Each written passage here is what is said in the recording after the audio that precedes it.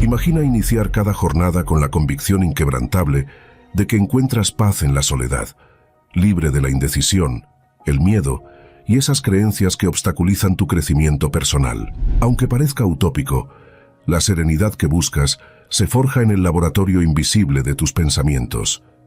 Cada palabra que eliges en tu diálogo interno moldea la realidad y diseña la versión futura de ti. ¿Has notado cómo te hablas cuando tropiezas? Frases autocríticas, excusas o juicios severos actúan como veneno para tu potencial. Si permites que ese diálogo negativo se instale, estarás sellando un pacto con la mediocridad. Pero aquí radica el secreto. Tú eres el arquitecto de tu paz interior. Puedes reprogramar tu mente para construir una versión de ti más audaz, resiliente y serena. Hoy exploraremos 15 lecciones de estoicismo, los mismos principios que generaciones de sabios han empleado para aprender a vivir solos y alcanzar la paz interior. No se trata de simples frases motivadoras, sino de auténticas llaves que abren las puertas al enfoque, la templanza y una serenidad indestructible. Si las aplicas con disciplina, prepárate para una transformación profunda en tu diálogo personal. Antes de revelar estas enseñanzas, te invito a sellar un compromiso contigo mismo. Deja en los comentarios: hoy doy un paso firme hacia mi paz interior. Presta atención a cada capítulo y permanece hasta el final, ya que cada palabra es vital para tu crecimiento personal. Ese compromiso será el primer eslabón de una cadena de transformación, un acto audaz que desafía las viejas limitaciones y te acerca a vivir en auténtica armonía. ¿Estás listo para reescribir el guión de tu mente y forjar una vida de paz interior? Número 1. La fuerza de la soledad. Durante años creí que estar solo era sinónimo de fracaso. Imagina esta escena. Un viernes por la noche, luz tenue en mi departamento, el teléfono muerto sobre la mesa mientras veía en redes sociales fotos de amigos en bares abarrotados, parejas riendo en restaurantes, grupos viajando. Mi silencio me gritaba: algo está mal en ti. Llenaba agendas con planes superficiales, decía sí a invitaciones que me agotaban y mantenía conversaciones vacías con personas que ni me interesaban, todo para evitar enfrentar el vacío que sentía al quedarme conmigo mismo. Hasta que una gripe mal cuidada me obligó a parar. 10 días encerrado, sin energía ni pantallas como distracción, me confrontaron con una verdad brutal. No sabía quién era cuando nadie me observaba. El primer cambio fue casi imperceptible. Una tarde, tras recuperarme, decidí salir a caminar sin rumbo, sin audífonos, sin prisa. Al principio, cada paso resonaba como un eco de incomodidad, pero luego algo sucedió. Noté el crujido de las hojas bajo mis zapatos, el diálogo de 2 ancianas riendo en un banco, el modo en que la luz del atardecer doraba los edificios. Era como si, al quitarme la presión de ser alguien para otros, mis sentidos despertaran. Esa noche en casa, escribí en un cuaderno olvidado: hoy no fingí, hoy existí. Aprendí que la soledad no es un castigo, sino un espejo. Comencé a probar cosas que antes me daban vergüenza hacer solo: ir al cine, sentarme en una cafetería con un libro, visitar un museo. La primera vez que pedí una mesa para uno en un restaurante, sudaba como si estuviera cometiendo un delito. Pero al morder el primer bocado, sin prisa, sin conversaciones forzadas, descubrí el placer de saborear en vez de tragar. Un mes después, en un viaje improvisado a un pueblo costero, pasé horas sentado en un muelle observando a los pescadores. Sin selfies, sin historias para subir. Solo yo, el olor a sal y el sonido de las gaviotas. Regresé con una claridad que ninguna terapia me había dado. Claro, hubo resistencias. Cuando rompí con mi pareja después de años de una relación tóxica, el silencio de mi apartamento se volvió insoportable. Las noches eran largas y la tentación de llamarle o hundirme en redes sociales era feroz. Pero recordé algo que leí en un libro de Pema Chodron: en el espacio vacío, crecemos. Decidí convertir mi dolor en ritual. Encendía una vela, ponía música instrumental y escribía cartas que nunca enviaría. Una de ellas decía: gracias por irte. Ahora escucho mi propia voz. El verdadero poder de la soledad se reveló en la creación. Compré un ukelele barato en un mercado de pulgas. Sin presión por componer canciones o tocar para alguien, dejé que mis dedos torpes exploraran acordes. Las notas desafinadas se mezclaban con mi risa, y en esos minutos no había juicio, solo curiosidad. Meses después, al tocar frente a un amigo, él dijo sorprendido: «¿Nunca supiste que tenías esto dentro?» Yo tampoco, hasta que el silencio me lo mostró. Hubo días difíciles, claro. Cuando perdí a mi perro, mi compañero de silencios durante una década, la casa se sintió como un eco de su ausencia. Quería huir, llenar el vacío con ruido. Pero una mañana, sentado en su cama vacía, permití que la tristeza me atravesara sin filtros. Lloré, sí, pero también recordé sus paseos al amanecer, la forma en que roncaba en el sofá, la paz de leer junto a él. Esa tarde, planté un árbol en el jardín en su honor. La soledad, entendí, también es un puente hacia lo que amamos y perdimos. Aprendí a diferenciar soledad de aislamiento. La primera es una elección nutritiva, el segundo, una herida que necesita sanar. Cuando la ansiedad social me golpeaba en fiestas, empecé a permitirme irme sin excusas. «Gracias, pero necesito retirarme», decía, y salía a caminar bajo las estrellas. Nadie moría por mi ausencia. Al contrario, volvía a casa sintiéndome dueño de mi energía. Hoy, estar solo es mi ritual más sagrado. Son las mañanas escribiendo en mi diario con un café amargo, las tardes pintando mandalas que nadie verá, las noches bailando en la sala sin coreografía. Descubrí que en la soledad no hay testigos, pero tampoco máscaras. Aquí puedo ser frágil, absurdo, contradictorio, sin explicaciones. Aún hay momentos en los que el miedo a perderme algo me susurra al oído. Entonces, respiro y pregunto: ¿qué gano corriendo hacia afuera? ¿Qué pierdo quedándome aquí? La respuesta siempre está en el cuerpo. Hombros que se relajan, una sonrisa que nace sin motivo, la certeza de que en este instante soy suficiente. El poder de estar solo no reside en la ausencia de otros, sino en la presencia plena con uno mismo. Es recordar que antes de ser hermano, amigo, empleado o amante, soy un universo íntimo que merece ser explorado. Y cuando el mundo exige ruido, yo elijo volver aquí, a mi silencio, a mi ritmo, a mi verdad, porque sé que en esta quietud está la semilla de todo lo que puedo llegar a ser. Si es tu primera vez en mi canal, te pido que me ayudes suscribiéndote y dándole like al video. Así podré seguir creando más contenido como este en el futuro. Número 2. Aprender a conocerse en medio de la soledad. Hubo un tiempo en el que creí que la soledad era un enemigo silencioso. La evitaba llenando cada hora vacía con ruido. Podcasts mientras cocinaba, series en segundo plano al dormir, mensajes sin sentido a contactos que ni siquiera recordaba. Mi miedo no era estar solo, sino enfrentar quién aparecería cuando el mundo se callara. Todo cambió el día que, tras una mudanza abrupta a un pueblo montañoso por trabajo, me encontré viviendo en una casa de madera al borde de un bosque, sin vecinos, sin cobertura de celular y sin más compañía que el crujido de los pinos bajo el viento. Las primeras noches, el silencio era tan denso que podía escuchar el latido de mi propio corazón. Me aterraba. El punto de quiebre llegó una tarde de lluvia, cuando el camino al pueblo quedó bloqueado por un deslizamiento de tierra. Sin electricidad ni forma de comunicarme, me vi obligado a pasar 3 días completamente aislado. Al principio, recorrí la casa como un animal enjaulado, revisando una y otra vez el teléfono inútil, murmurando canciones para ahuyentar el vacío. Hasta que, exhausto, me senté en el suelo frente a la chimenea y dejé que el cansancio me derrotara. Cuando desperté horas después, el fuego se había apagado, pero algo dentro de mí comenzaba a arder. Decidí probar algo que nunca había hecho: cocinar sin recetas. Saqué harina, huevos y miel rancia de la alacena y amasé sin prisa. No había reloj que me apurara, ni paladares que impresionar. Cuando el pan quedó duro y desigual, lo comí caliente, untado con mantequilla derretida por el calor de la estufa. Sabía a supervivencia, a paciencia, a triunfo pequeño. Esa noche, escribí en una libreta abandonada: «Hoy no huí de mí, hoy me alimenté». Con los días el bosque se volvió cómplice. Empecé a caminar sin rumbo, observando cómo la luz filtraba entre las hojas a distintas horas. Descubrí que los pájaros no cantan solo al amanecer. Hay uno, de plumaje oscuro, que gorjea al mediodía como si recordara al sol su promesa de calor. Me sentaba junto a un arroyo helado, escuchando el agua correr sobre piedras musgosas, y notaba cómo mi respiración se sincronizaba con el ritmo de la naturaleza.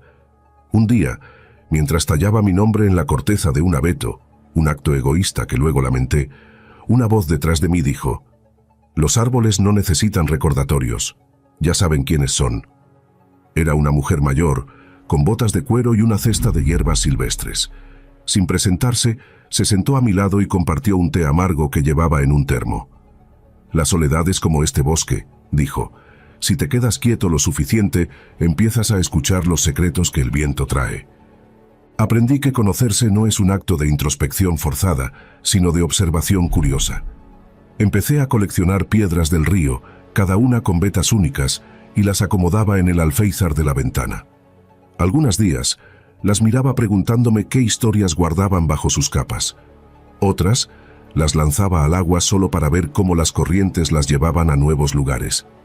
Así, poco a poco, comencé a tratarme a mí mismo con la misma curiosidad, sin juicios, sin prisas. Hubo momentos de retroceso. Cuando regresé a la ciudad meses después, el ruido me golpeó como un muro. En una cena con amigos, reí demasiado fuerte, hablé demasiado rápido, como si quisiera compensar el silencio acumulado. Pero al llegar a casa, vacía de todo excepto de mis piedras y el diario lleno de garabatos, supe que algo había cambiado. Ya no temía quedarme sin palabras en una reunión. Ya no me escondía detrás de anécdotas exageradas. La soledad me enseñó a escuchar mis propios ritmos. Descubrí que odio el café, pero adoro el té de manzanilla, que me fascina el sonido de la lluvia en el tejado, pero detesto nadar, que puedo pasar horas dibujando círculos en un papel sin objetivo, y que eso no me hace improductivo, sino humano. Aprendí, sobre todo, que la compañía más honesta es la que no exige máscaras. Hoy, cuando la vida me arrastra a la prisa, recuerdo aquellos días en el bosque. Me siento en el suelo de mi baño, el único lugar donde el ruido no entra. Cierro los ojos y respiro hasta encontrar aquel silencio montañoso. A veces, incluso hablo en voz alta. ¿Qué necesitas hoy? Las respuestas no son épicas. Descansar, caminar, no hacer nada. Pero en ellas está la clave de todo. Aprender a conocerse en la soledad no es un viaje de autoayuda con final feliz. Es un laberinto de espejos donde, tarde o temprano, te encuentras con todas las versiones de ti que has abandonado. El niño que coleccionaba caracoles, el adolescente que escribía poemas en cuadernos secretos, el adulto que olvidó cómo jugar. La magia no está en encontrar respuestas, sino en dejar de temerle a las preguntas. Ahora, cuando veo a alguien temblar ante la idea de una noche consigo mismo, quiero decirle: quédate, escucha. El silencio no es un vacío, es el lienzo donde tu verdadero yo pinta sus colores. Y aunque sé que no todos entenderán, confío en que, como a mí, la vida los llevará a su propio bosque cuando estén listos para oír. Número 3. Relacionarte sin apegos y sin expectativas. Durante años creí que amar era sinónimo de poseer. Imagina esta escena: una noche de invierno, revisando por 10ª vez el teléfono esperando un mensaje que nunca llegaba. Cada minuto de silencio era un puñal que me preguntaba: ¿en qué fallé? Mis relaciones eran jaulas doradas. Exigía atención constante, celaba amistades ajenas, planeaba futuros detallados como si el amor fuera un contrato con cláusulas. Hasta que un día, sentada en un aeropuerto tras otra despedida dolorosa, una anciana se sentó a mi lado y, sin mediar palabra, me entregó un sobre con una postal gastada. Decía: el amor no es un puerto seguro, sino un océano que se navega con las velas sueltas. Esa frase me siguió hasta casa, clavada en la mente como un acertijo que tardaría años en descifrar. El primer intento de soltar llegó con Marcos, un músico itinerante que conocí en un taller de poesía. Desde el inicio, él fue claro: no sé estar en un solo lugar. En lugar de huir, decidí probar algo radical: amar sin exigir. Dejé de contar los días entre sus viajes, de reclamar explicaciones por sus silencios. En una de sus visitas, mientras cocinábamos pasta a las 3 a.m., me dijo: eres la primera persona con la que no siento que deba pedir perdón por ser como soy. Esa noche, entendí que el amor sin cadenas no es indiferencia, sino libertad compartida. Cuando se fue meses después para una gira en otro continente, en lugar de llorar su ausencia, Celebré haber sido un refugio temporal en su viaje. Pero la verdadera lección llegó con Laura, una amistad que floreció en un momento de caos. Ella era impredecible. Cancelaba planes a último minuto, desaparecía semanas y reaparecía con historias de viajes improvisados. Al principio, cada cancelación me hería, hasta que un día, en lugar de reprocharle, le pregunté: ¿qué necesitas hoy? Ella, sorprendida, confesó: a veces, solo necesito estar sola para no lastimar a otros. Aprendí a quererla sin exigir consistencia. Algunos días compartíamos vino y risas hasta el amanecer. Otros, intercambiábamos memes sin esperar respuestas. Cuando emigró sin avisar, no hubo drama. Solo un mensaje: gracias por no convertirme en tu carga. Claro, hubo recaídas. Cuando conocí a Andrés, un chef apasionado que hacía el amor como si Chaque Platillo fuera su último, caí en la trampa de idealizarlo. Comencé a fantasear con abrir un café juntos, a imaginar cómo serían nuestros hijos. Hasta que una tarde lo encontré besando a alguien más en el mercado. En lugar de hundirme en el ¿por qué no fui suficiente? Respiré hondo y le dije: gracias por lo que compartimos. Él, confundido, preguntó: ¿no vas a gritarme? «Ne», respondí. No eras mío para perderte. Esa noche lloré no por él, sino por la niña que seguía dentro de mí, que aún creía que el amor debía doler para ser real. Aprendí que relacionarme sin apegos no es frialdad, sino respeto por la autenticidad del otro. Dejé de usar frases como «¿a dónde vamos?» y empecé a preguntar «¿cómo estás aquí ahora?». En una cita, un hombre me espetó: «Eres difícil de conquistar». Sonreí y respondí: «No soy un territorio, soy una canción que puedes escuchar pero no poseer». El mayor desafío fue aplicarlo con mi familia. Dejé de esperar que mi madre aprobara mis decisiones y, en cambio, compartí mis logros sin exigir su aplauso. Cuando mi hermano olvidó mi cumpleaños, en lugar de guardar rencor, le envié una foto nuestra de niños con el mensaje: «Gracias por esta memoria». La relación se volvió más ligera, más genuina. Hoy entiendo que cada persona es un regalo prestado. Algunos se quedan años, otros horas. Mi rol no es aferrarme, sino agradecer lo que su presencia enseña. Como aquella vez en un viaje a la selva, donde un guía me dijo señalando un río: «Si intentas retener el agua se escapa, si la dejas fluir te limpia las manos». Aún hay días en los que el miedo a perder me hace querer controlar. Entonces, recuerdo a Marcos tocando su guitarra bajo las estrellas, a Laura riendo en un aeropuerto a medianoche, a Andrés sazonando una sopa que nunca volveré a probar. Y susurro: gracias por no quedarte. Gracias por mostrarme que el amor, cuando no se encadena, se convierte en arte. Relacionarte sin apegos no es desamor. Es amar con las manos abiertas, sabiendo que lo que es tuyo no necesita ser atado, y que lo que se va nunca fue una prisión, sino un espejo que te mostró partes de ti que merecían ser libres. Número 4. Construye relaciones auténticas y duraderas. Recuerdo que antes tenía cientos de amigos en redes sociales, agendas llenas de reuniones y un teléfono que vibraba sin parar con mensajes vacíos. Creía que ser popular era sinónimo de ser querido. Pero en las madrugadas, cuando el ruido callaba, me sentía más solo que un árbol en un desierto. Mis conversaciones eran superficiales, mis risas forzadas, mis abrazos breves como monedas al aire.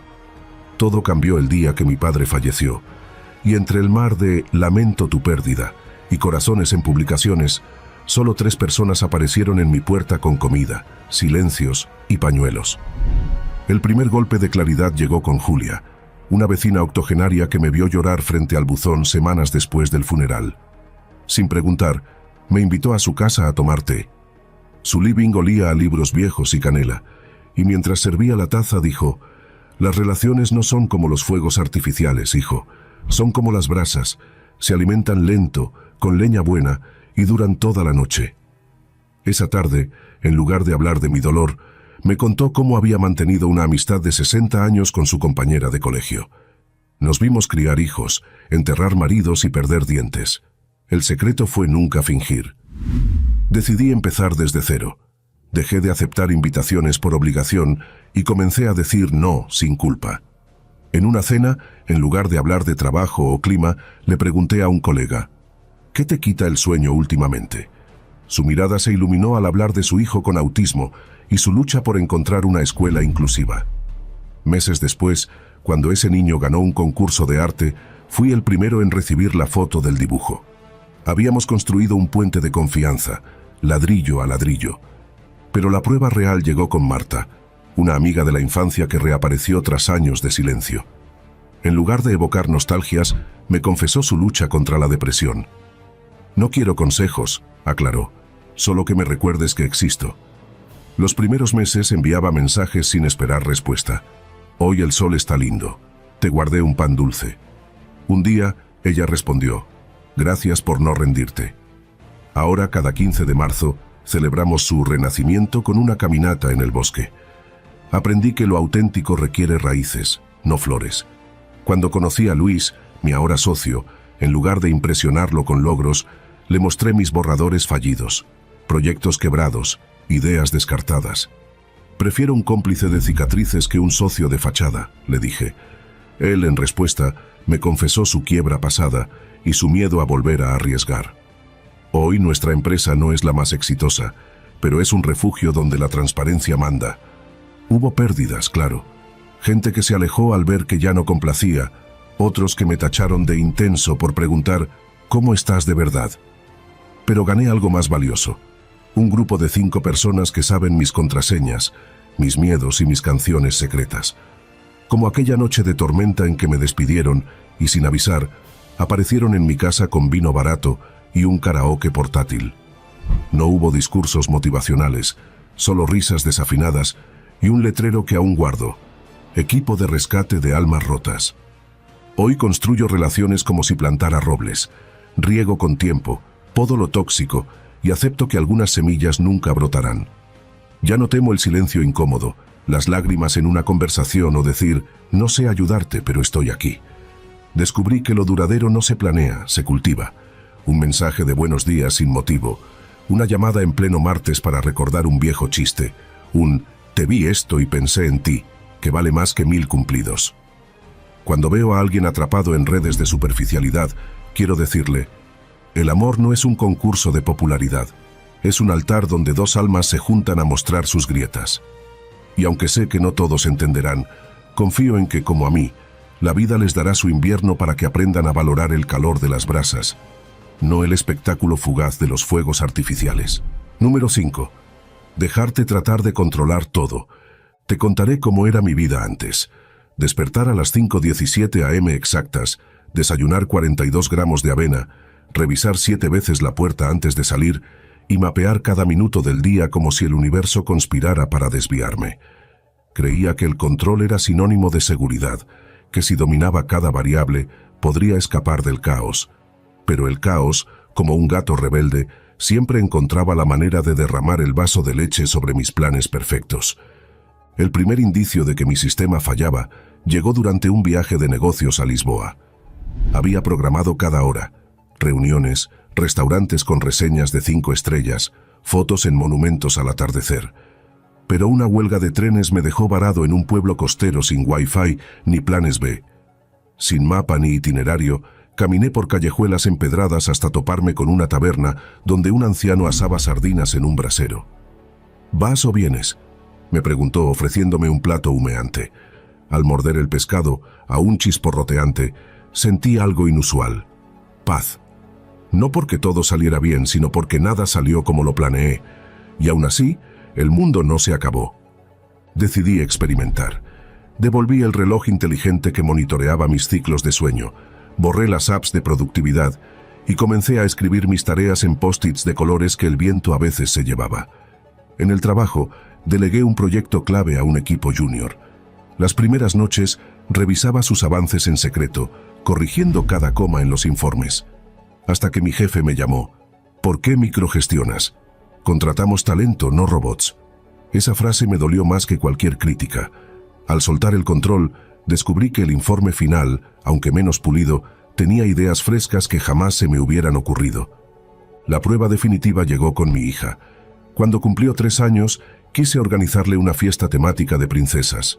Invitaciones hechas a mano, un pastel en forma de castillo y un cronograma de juegos milimétrico.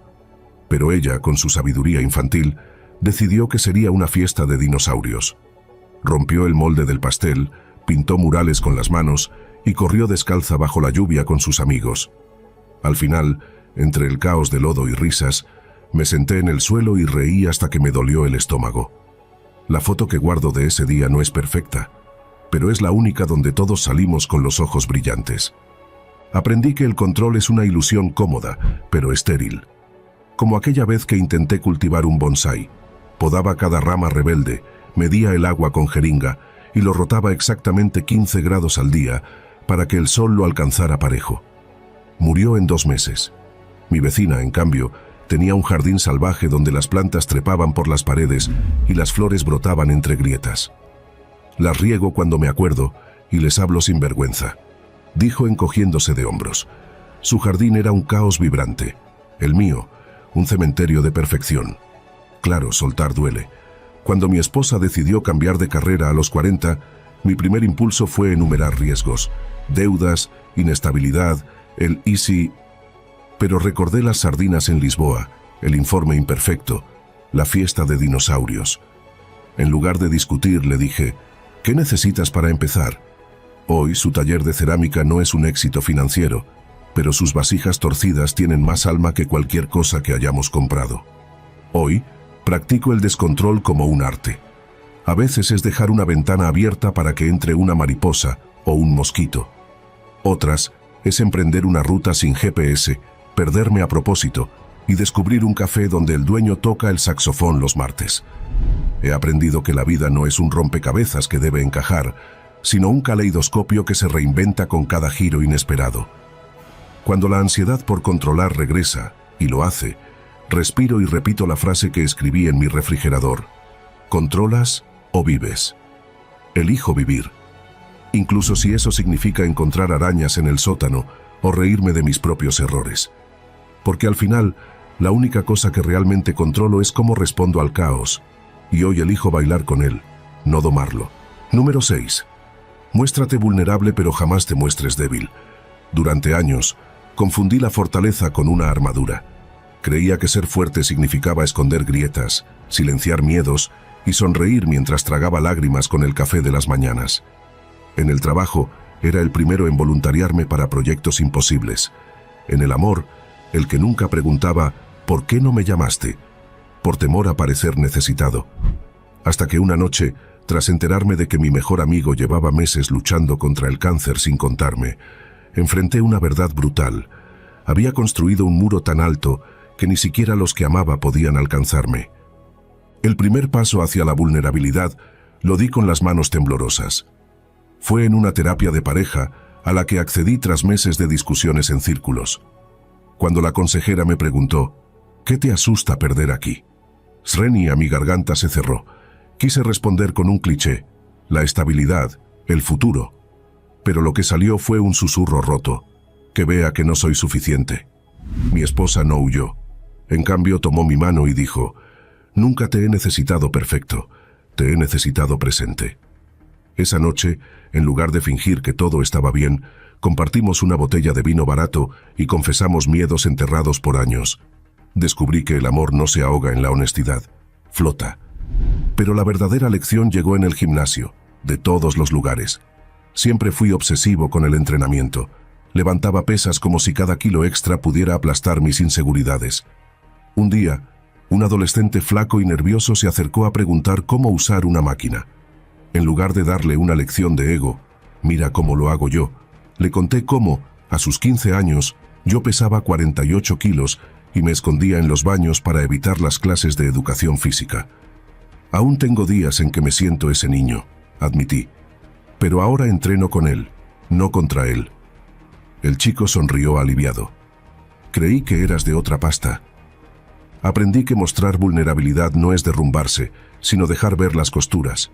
Cuando perdí a un cliente clave en mi negocio, en lugar de culpar al mercado, mi estrategia usual, reuní al equipo y dije, me equivoqué. Subestimé sus necesidades. ¿Cómo lo reparamos? La sala, que esperaba excusas, se llenó de ideas que jamás habrían surgido desde mi máscara de jefe infalible.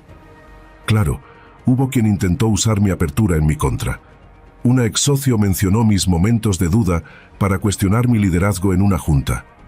Respiré hondo y respondí: dudar no me hace débil, me hace revisar que vamos en la dirección correcta. El silencio incómodo se rompió con el aplauso de un inversionista que años después se convirtió en mi aliado más fiel. Hoy practico la vulnerabilidad estratégica. En el conflicto digo: esto me duele, en lugar de no me importa. En la duda pregunto: ¿me ayudas a entender?, en vez de asentir fingiendo certeza. En el error comparto lecciones en lugar de esconder cicatrices. Descubrí que la vulnerabilidad es un imán para lo auténtico. Cuando dejé de ocultar mi tartamudez en reuniones importantes, un cliente confesó su dislexia y firmamos un contrato basado en confianza mutua. Cuando admití ante mis hijos que a veces el miedo me paraliza, mi hija adolescente empezó a contarme sus propias batallas. Pero hay una línea clara: ser vulnerable no es ser víctima. Aprendí a diferenciar estoy luchando de no puedo más. Como cuando mi madre enfermó y tras organizar sus cuidados le dije llorando: me asusta perderte. Pero al día siguiente seguí moviendo montañas para asegurar su tratamiento. La vulnerabilidad fue el puente, la acción, el territorio.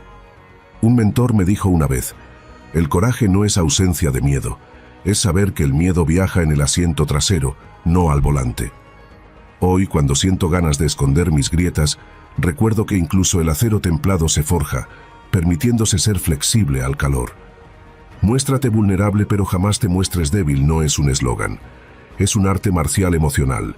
Usar la transparencia como escudo, la autenticidad como espada, y saber que incluso los guerreros más sabios lloran, pero no dejan de luchar. Descubre cómo dominar tu mente y liberar todo tu potencial. En nuestro ebook, El poder de la mente, aprenderás estrategias prácticas para superar tus límites, fortalecer tu enfoque y transformar tu mentalidad en una herramienta imparable hacia el éxito. Haz clic en el primer comentario fijado para obtenerlo ahora mismo. Número 7. Nunca tengas miedo al riesgo. Antes, mientras otros saltaban de aviones, invertían en proyectos locos o viajaban sin mapa, yo calculaba cada paso como si la vida fuera un campo minado. Tenía un plan A, B, C y hasta una letra pequeña que detallaba cómo manejaría el colapso económico global. Mi mantra era: mejor seguro que arrepentido. Pero el destino, que tiene sentido del humor oscuro, me enseñó que el mayor riesgo es vivir paralizado por el miedo a equivocarse. El primer golpe llegó cuando mi jefe me ofreció un ascenso que implicaba mudarme a otro país. Era todo lo que había trabajado por conseguir: mejor salario, prestigio, un futuro claro. Pero decir sí significaba dejar a mi madre enferma, mi pareja reacia a emigrar y mi zona de confort. Dije no. Meses después, la empresa recortó puestos y mi cargo seguro desapareció. Mi madre, en una de nuestras últimas conversaciones, me dijo: hijo, el remordimiento por lo que no hiciste duele más que cualquier fracaso. Esa frase se clavó en mi pecho como un recordatorio venenoso. Decidí probar algo radical: seguir el principio del 51%. Si una opción me daba aunque fuera un 1% más de emoción que de miedo, la elegía. Así, sin planearlo, terminé montando una carpa en un festival de música con un amigo para vender tacos vegetarianos. No sabíamos cocinar, no teníamos licencia, y el primer día llovió tanto que la carpa se convirtió en una piscina. Pero entre el caos, un grupo de músicos callejeros se refugió con nosotros. Compartimos tacos fríos y cervezas tibias, y al amanecer tocaron una canción que titulamos El riesgo sabe mejor con salsa verde. Vendimos más en esa noche húmeda que en semanas de cálculos previos. La verdadera prueba llegó con Sofía, mi hija. A los 6 años, me pidió saltar de un trampolín de 5 metros en la piscina municipal. Mientras ella trepaba sin dudar, yo sudaba en la orilla, imaginando fracturas y demandas. «Papá, tú también», Srenia gritó desde arriba. Subí temblando, miré el agua que parecía a kilómetros de distancia y salté. La caída fue eterna, pero al salir a la superficie, su risa resonó como un himno. «Lo hiciste», Srenia celebró. Aprendí que a veces el mejor modo de enseñar coraje es seguir a quienes aún no aprendieron a temer. Claro, no todos los riesgos terminan en aplausos. Cuando invertí mis ahorros en un café literario, la pandemia lo convirtió en un elefante blanco. Durante meses, Me aferré al lugar por orgullo, hasta que un cliente habitual me dijo: cerrar no es rendirse, es liberar espacio para lo que viene. Vendí el local, pagué deudas con lo justo y usé lo que quedó para viajar a un pueblo donde nadie sabía mi historia de fracaso. Allí escribí un libro de cuentos sobre derrotas cómicas. Hoy, ese texto duerme en un cajón, pero las historias me sanaron más que cualquier éxito. Aprendí que el riesgo no es enemigo de la inteligencia, sino su aliado. Un mentor me enseñó a diferenciar riesgos estúpidos, saltar sin paracaídas, de riesgos calculados, saltar con uno y saber repararlo en el aire. Cuando mi actual socio me propuso crear una app para conectar artistas callejeros con turistas, evaluamos 3 escenarios. El peor, quedar en bancarrota; el probable, sobrevivir ajustados; y el mejor, crecer orgánicamente. Apostamos al probable, y aunque no somos unicornios, cada domingo recibimos fotos de un músico tocando en Tokio o un pintor vendiendo en Barcelona. Pero el riesgo más revelador fue emocional. Durante una cena, una mujer que me gustaba preguntó: ¿qué te asusta de amar? En lugar de bromear o evadir, confesé: que me vean como realmente soy y que no sea suficiente. Ella no huyó. Hoy, 2 años después, seguimos riendo de lo mal que cocino y de lo mucho que ella odia el fútbol. El riesgo de ser visto me dio la relación más honesta de mi vida. Hoy, abrazo el riesgo como un compañero incómodo pero fiel. No significa actuar sin reflexión, sino aceptar que incluso las mejores estrategias tienen grietas. Como aquel bonsái que regalé a mi padre, podarlo demasiado lo mató, pero dejarlo crecer salvaje lo convirtió en una obra de arte impredecible. Cuando el miedo susurra: ¿y si pierdes? Srenia, respondo: ¿y si ganas algo que ni imaginabas? Porque al final, la vida no es un casino donde apuestas todo a un número. Es un océano donde, si no te mojas, nunca sentirás la sal en la piel ni descubrirás qué hay más allá del arrecife. Nunca tengas miedo al riesgo no es un llamado a la temeridad.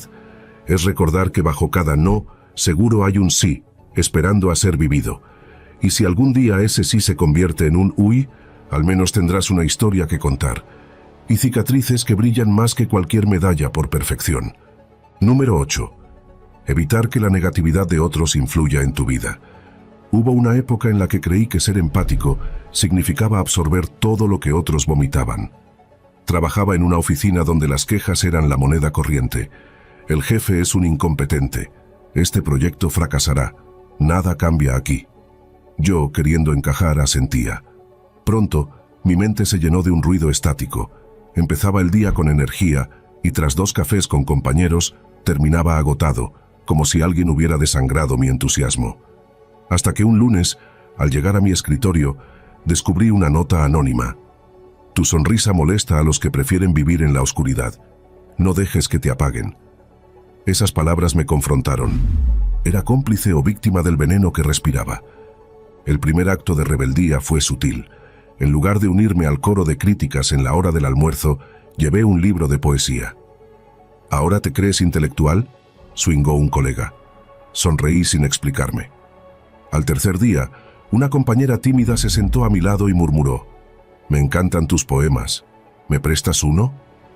Así nació un club de lectura clandestino en la sala de copias. Descubrí que la luz atrae a quienes buscan salir de la sombra. Pero la verdadera prueba llegó con mi mejor amigo de la infancia. Cada vez que hablábamos, su narrativa era un callejón sin salida. El mundo está podrido. Las personas son egoístas. ¿Para qué esforzarse? Tras meses de sentirme drenado, en lugar de discutir, probé una táctica. ¿Qué ha funcionado bien para ti esta semana?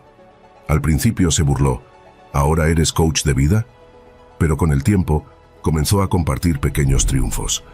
Una caminata al amanecer, una receta que no quemó. No era felicidad forzada, sino un músculo atrofiado que volvía a flexionar. Aprendí que la negatividad es contagiosa, pero la neutralidad es un antídoto.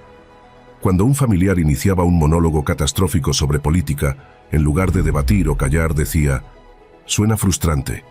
¿Qué haces para cuidarte en medio de esto?». Cambiaba el foco de la queja a la acción personal y sin juicio. Claro, hubo pérdidas. Una vecina dejó de hablarme cuando me negué a chismorrear. Un grupo de WhatsApp laboral me expulsó por no reaccionar a memes tóxicos. Pero gané algo más valioso: mañanas sin indigestión emocional. y noches donde mi mente no repetía diálogos ajenos como un disco rayado. La técnica más poderosa la encontré en la naturaleza. Un día, caminando por un bosque, noté cómo algunos árboles crecían torcidos para alcanzar la luz, evitando a los que les robaban nutrientes. No luchan contra la oscuridad, me explicó un guía. Simplemente se estiran hacia donde les alimenta. Ahora, aplico esa metáfora. En reuniones tóxicas, visualizo raíces imaginarias que me conectan a lo que me fortalece, mis valores, mis metas, y me desconectan de las energías vampíricas. Hoy protejo mi paz con herramientas concretas, límites con humor. Me encantaría quejarme, pero hoy mi cuota de drama está llena. Silencios estratégicos. Dejar que los comentarios pesimistas caigan al vacío, sin regarles con mi atención. Comunidad consciente. Rodearme de personas que hablan de soluciones, no de problemas, de sueños, no de traumas. Cuando la negatividad insiste, recuerdo las palabras de una monja budista en un retiro. No puedes evitar que los pájaros oscuros vuelen sobre tu cabeza, pero sí que aniden en tu cabello. La vida sigue lanzando desafíos, jefes cínicos, noticias alarmistas, parientes que ven el apocalipsis en un pronóstico del tiempo. Pero ahora sé que mi poder no está en cambiar su visión, sino en elegir dónde posar la mirada. Como aquel día en el aeropuerto, cuando un retraso de 5 horas se convirtió en una fiesta improvisada con desconocidos. Mientras algunos maldecían, nosotros compartimos chocolates, historias y risas que no hubieran existido sin el contratiempo. Al final, evitar que la negatividad de otros te influya no es construir un muro, es cultivar un jardín interno tan vibrante que quien quiera visitarlo deba dejar el lodo en la puerta. Y si alguien insiste en traer oscuridad, siempre puedes ofrecerle una semilla o cerrar suavemente la reja. Número 9. Construye una vida de la que te sientas orgulloso. Hubo un tiempo en el que mi vida parecía un escaparate, impecable por fuera, vacía por dentro. Seguí el guión al pie de la letra. Título universitario, trabajo estable, coche de gama media y vacaciones en lugares que solo visitaba para publicar fotos. Creía que el orgullo se medía en likes y reconocimientos. Hasta que una madrugada, tras recibir un premio corporativo por un proyecto que odié desde el primer día, me encontré llorando en el baño de un hotel 5 estrellas. La persona del espejo me gritaba en silencio: ¿esto es todo lo que serás? El primer ladrillo de mi nueva vida lo coloqué en un basurero. Tras renunciar, pasé semanas sin rumbo, hasta que un día, limpiando el ático de mi abuela, encontré una caja con sus diarios de juventud. En una página manchada de té escribió: «Hoy vendí mis joyas para comprar semillas. El jardín no alimentará mi cuerpo, pero sí mi alma». Esa noche, planté tomates en macetas de yogurt vacías en mi balcón. Las primeras hojas brotaron torcidas, pero eran mías. Decidí redefinir el éxito.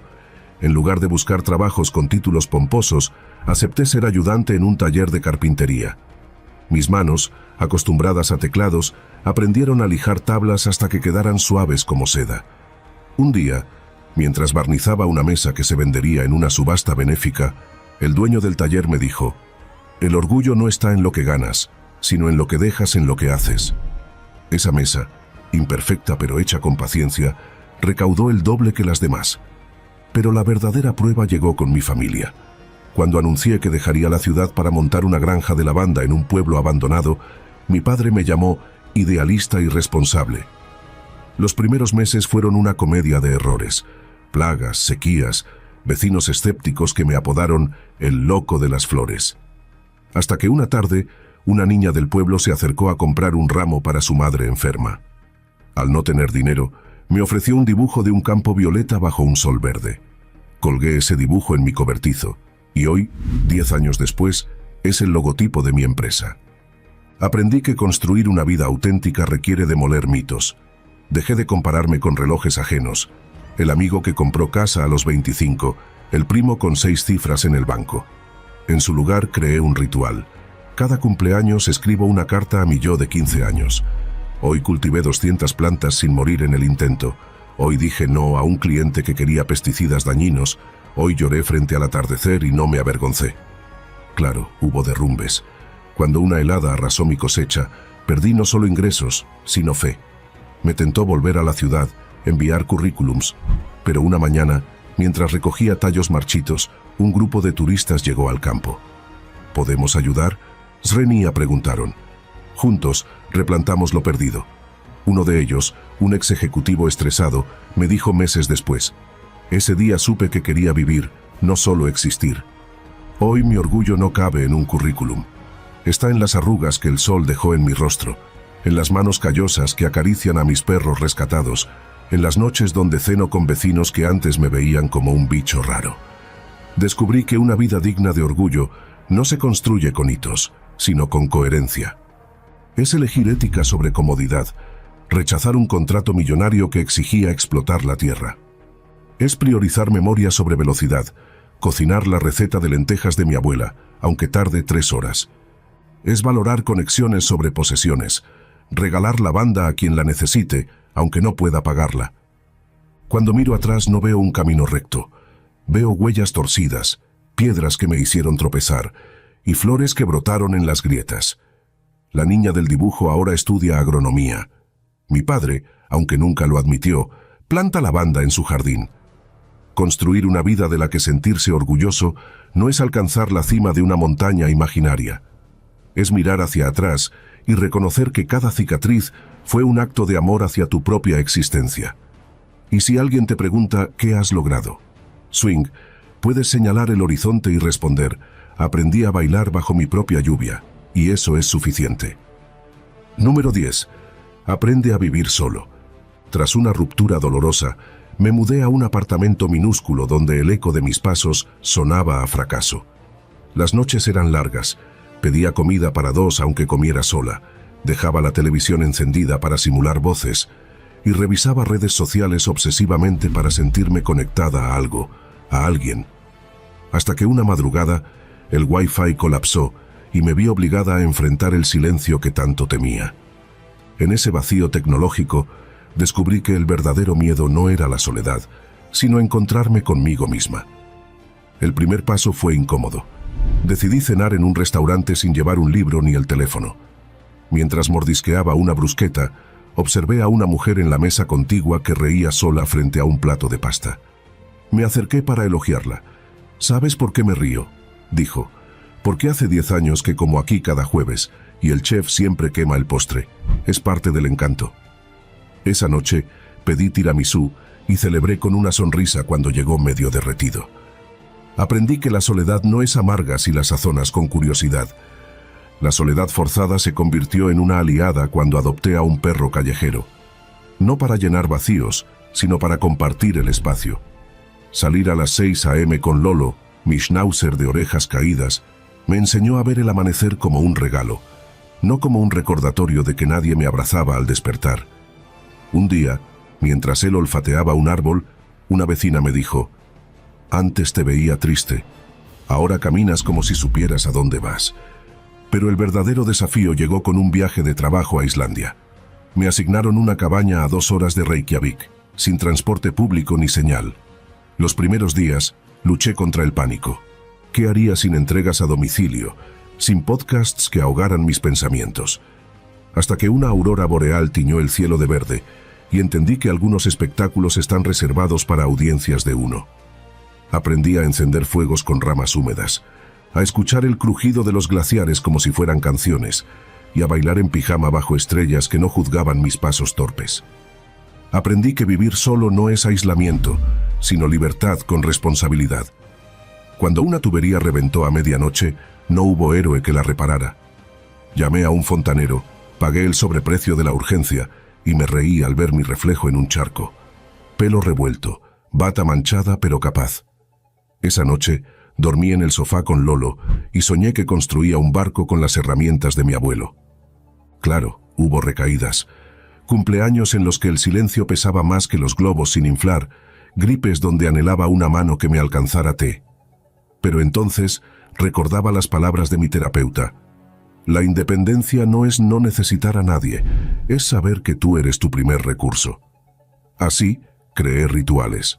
Velas de citronela en verano, sopa de miso en invierno y una lista de canciones para cantar a gritos mientras friego los platos. Hoy, vivo sola pero no abandonada. Mi apartamento tiene rincones que cuentan quién soy, un mural pintado por mí con líneas temblorosas y colores audaces, estantes llenos de libros subrayados con opiniones airadas, y un álbum de fotos donde aparezco en lugares insólitos, sentada en un acantilado, riendo frente a un plato callejero en Tailandia, abrazando a un árbol centenario. Cada imagen grita: aquí estuve, aquí fui suficiente. Vivir solo me enseñó a distinguir entre compañía y compañerismo. La primera puede comprarse con una llamada. El segundo se cultiva en la intimidad de saber que, incluso en multitudes, eres tu propio hogar. Cuando amigos me preguntan: ¿no te da miedo morir sola? Srenia, respondo: prefiero morir habiendo vivido conmigo que perdida en alguien más. Aprender a vivir solo no es un manual de supervivencia. Es un poema escrito en tiempo presente, donde cada verso es un acto de fe en tu propia capacidad de ser refugio y aventura. Y si algún día decido compartir mi espacio, será por elección, no por miedo. Porque ahora sé que la soledad, cuando se abraza sin resistencia, no es una celda. Es el taller donde se forja la mejor versión de ti.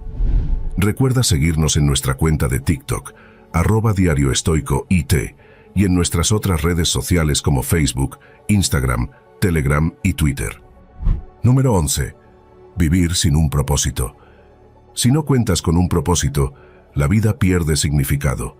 Despertar cada mañana sin un rumbo claro, dejando que los días transcurran sin sentido, puede hacerte sentir consumido por la soledad. Vivir sin una meta es desperdiciar la existencia, pues sin un objetivo, cada jornada se torna idéntica a la anterior. La falta de dirección embota la mente y te sume en un estado de insatisfacción constante. No crear, no avanzar, te hace sentir insignificante. Cada día sin propósito es tiempo que se escapa irremediablemente. Sin metas claras, solo queda una sensación de vacío. Todos seguimos algún camino, pero si no logras encontrar el tuyo, es como si te estuvieras hundiendo. La ausencia de un plan convierte la vida en caos y la soledad en un abismo del que es difícil salir. Si no persigues una meta, solo eres un espectador del paso del tiempo. Vivir sin un propósito es existir sin una verdadera razón. Si cada mañana transcurre sin un propósito definido, entonces solo estás sobreviviendo. No olvides que el tiempo es el recurso más valioso que tienes. Una vida sin dirección conduce al vacío, y cuando mires atrás, podrías lamentarte al preguntarte: ¿qué he hecho con mi vida? Si no tomas acción, solo te quedarás esperando hasta desvanecerte.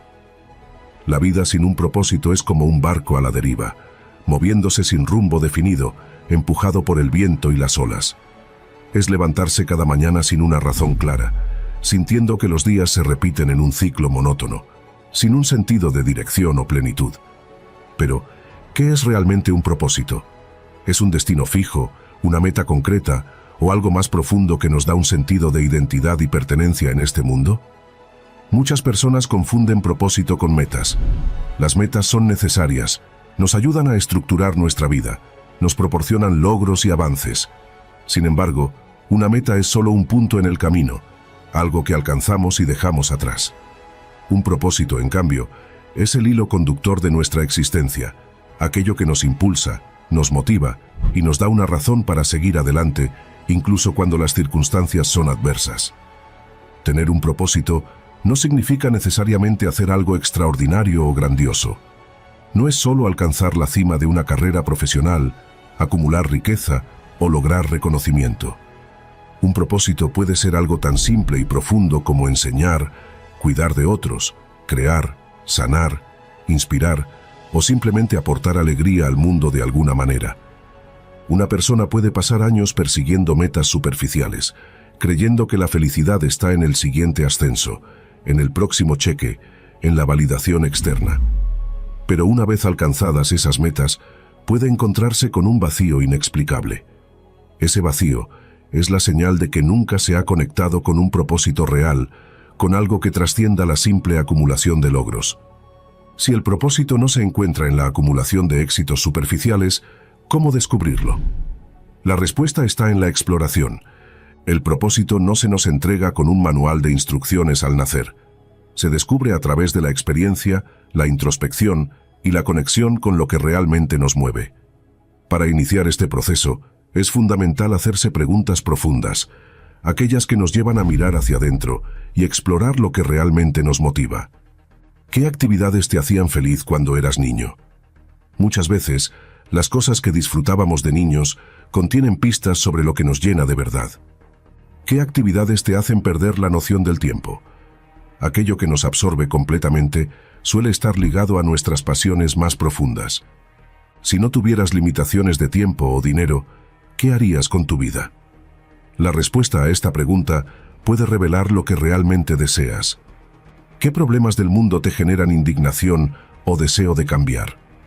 A menudo, nuestro propósito está vinculado a lo que nos duele o nos motiva a hacer una diferencia. No hay una única forma de encontrar propósito y no hay respuestas universales. Cada persona tiene su propio camino de exploración y parte de esa búsqueda implica permitirnos probar, equivocarnos y aprender de cada experiencia. El error más grande en la búsqueda de propósito es esperar a tener todas las respuestas antes de actuar.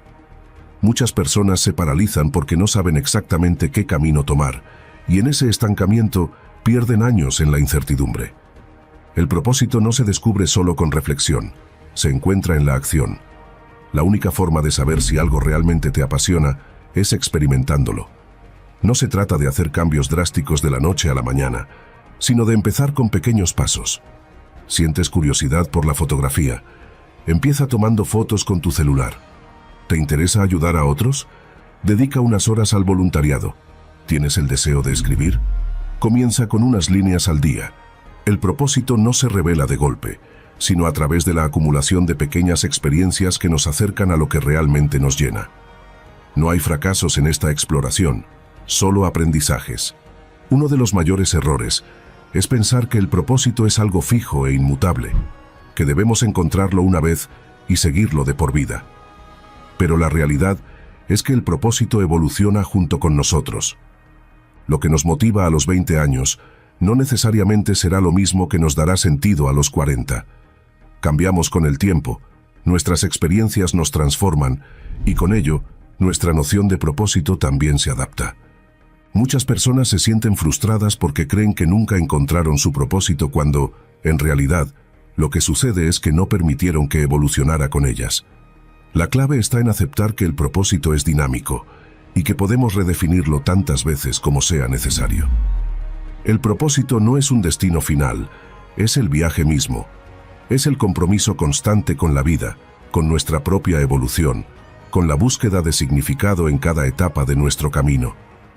Una idea errónea sobre el propósito es que debe estar ligado a logros monumentales o a cambiar el mundo en gran escala. Esta mentalidad lleva a muchas personas a sentir que su vida no tiene sentido porque no están haciendo algo suficientemente grande.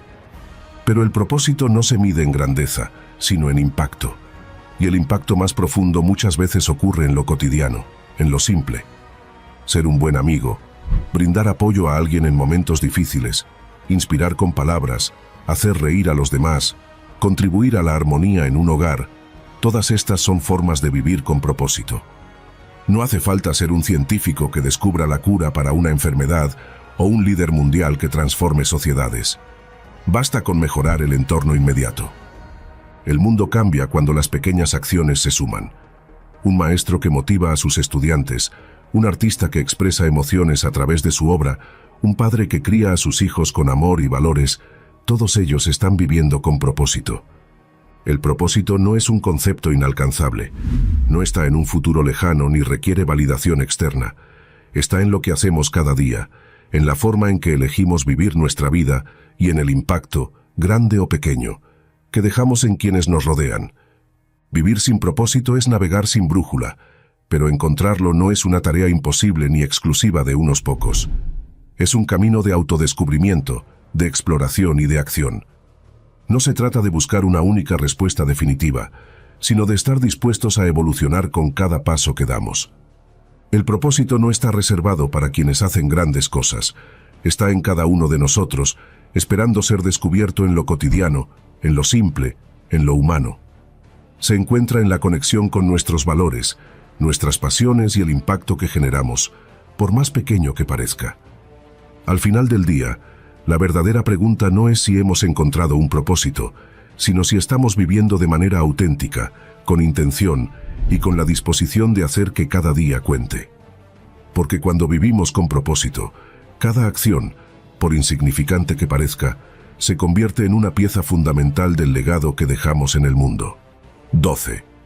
La atracción de la independencia, construyendo autonomía. La independencia personal es una de las cualidades más transformadoras y atractivas que puedes desarrollar.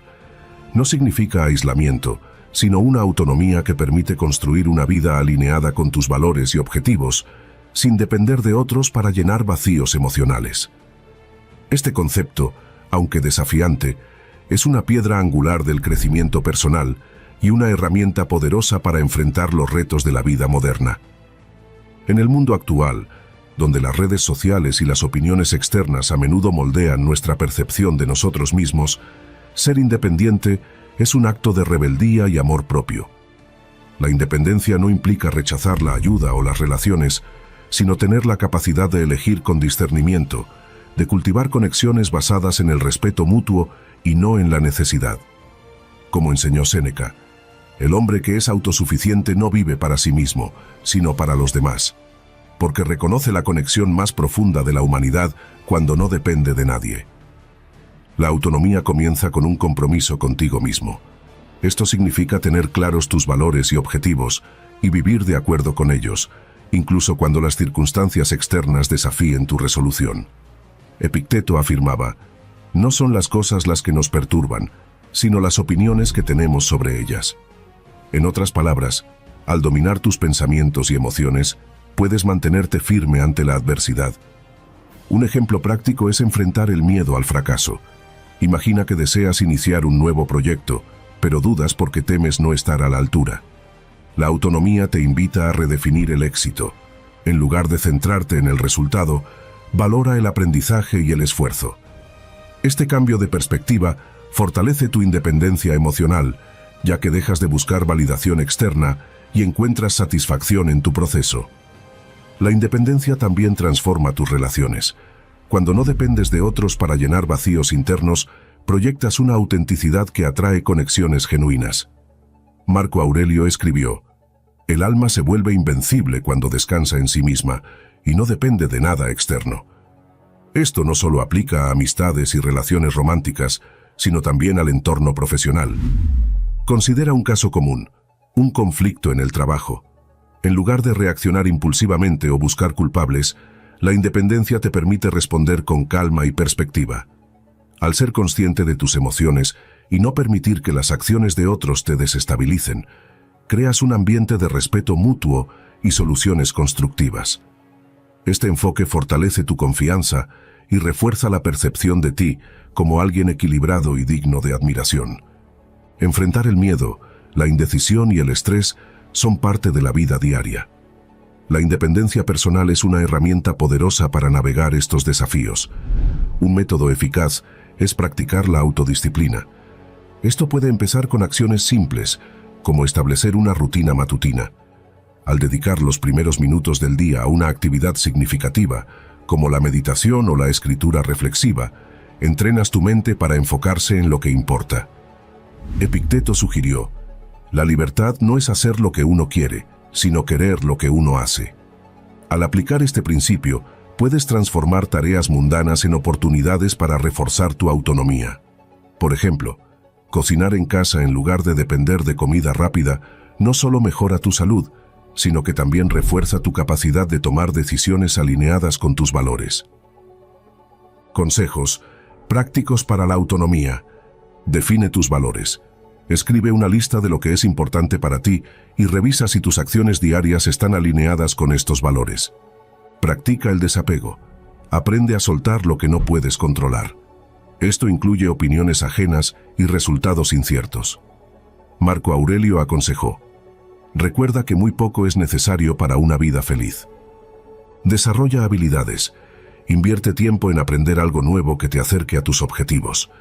La competencia genera confianza y refuerza tu sensación de independencia. Establece límites. Di no cuando sea necesario y protege tu tiempo y energía. Reflexiona diariamente. Dedica unos minutos cada noche para evaluar tus decisiones y ajustar tu enfoque según sea necesario. La independencia no solo beneficia tu vida personal, sino también tu impacto en los demás. Al vivir desde una fortaleza interna, inspiras a otros a hacer lo mismo. Es un efecto dominó que eleva las relaciones y comunidades hacia un terreno de igualdad y respeto. Piensa en alguien que admiras por su independencia. Probablemente proyectan una confianza tranquila que no depende de la aprobación externa.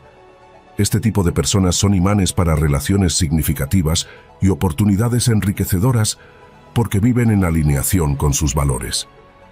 En última instancia, la independencia es un testimonio de tu compromiso contigo mismo y la vida que eliges construir. Como Séneca escribió, la verdadera felicidad es disfrutar del presente sin dependencia ansiosa del futuro. Al desarrollar tu autonomía, no solo alcanzas un estado de paz interior, sino que también transformas tu mundo exterior en un reflejo de tus valores más profundos. Hoy es el mejor momento para comenzar. Da un paso hacia tu independencia personal. Define tus valores, establece límites y comprométete a construir una vida que sea tuya en esencia. La independencia no es el destino final, sino el camino hacia una existencia más plena y significativa. Tú tienes el poder de elegir, y en esa elección reside tu libertad. Felicidades por llegar hasta aquí. Ahora quiero invitarte a dar un paso más. Ve a los comentarios y escribe: soy una prioridad y mi valor no es negociable. Esta afirmación no solo refuerza tu autoestima, sino que también envía un mensaje claro al mundo. Tú reconoces tu importancia y no te conformas con menos de lo que mereces. Hazla tuya, déjala en los comentarios y proclama con orgullo que tú eres una prioridad. Continuemos. 13. El efecto de la rareza. El valor de la selectividad. Ser selectivo con tu tiempo y energía no es un acto de egoísmo, sino una afirmación de tu propio valor. En un mundo lleno de distracciones y demandas constantes, la capacidad de decidir dónde enfocar nuestra atención y energía se ha convertido en una habilidad esencial. Como bien lo enfatiza la filosofía estoica, nuestro tiempo es nuestro recurso más preciado. Marco Aurelio nos recordaba en sus meditaciones: piensa en cuánto tiempo has desperdiciado y cómo podrías usar mejor el que te queda. Este mensaje, tan relevante en su época, resuena aún más en la nuestra, donde las distracciones digitales y las obligaciones sociales pueden consumir nuestras horas sin que lo notemos. El efecto de la rareza, un concepto que podría relacionarse con los principios estoicos, nos enseña que aquello que es menos accesible o limitado tiene más valor. Aplicar esta idea a nuestra vida diaria significa reconocer que nuestra disponibilidad constante no solo nos desgasta, sino que también disminuye el aprecio que otros tienen por nuestro tiempo. Al limitar nuestra disponibilidad, las interacciones se vuelven más significativas y proyectamos una sensación de empoderamiento personal. Para comprender cómo implementar este principio, imaginemos a Clara, una profesional que siente que no tiene tiempo para sí misma. Clara pasa sus días atendiendo las demandas de colegas, amigos y familiares, dejando poco espacio para sus propias necesidades. Inspirada por la filosofía estoica, decide adoptar una nueva estrategia. Establece límites claros sobre cuándo y cómo estará disponible. Esto no solo le permite recuperar su energía, sino que también mejora la calidad de sus relaciones, ya que quienes realmente valoran su tiempo se adaptan a sus nuevos límites. Epicteto nos enseña: no es lo que te sucede, sino cómo reaccionas a ello lo que importa. Aplicando esta idea, podemos reconocer que establecer límites no significa rechazar a los demás, sino priorizar aquello que es realmente importante. Clara descubrió que su selectividad la ayudó a enfocarse en proyectos significativos y a disfrutar más de sus interacciones, eliminando las que eran superficiales o insatisfactorias. Adoptar esta mentalidad también fortalece nuestra autoestima. Al proteger nuestro tiempo y energía, enviamos un mensaje claro: somos dignos de respeto, tanto de los demás como de nosotros mismos.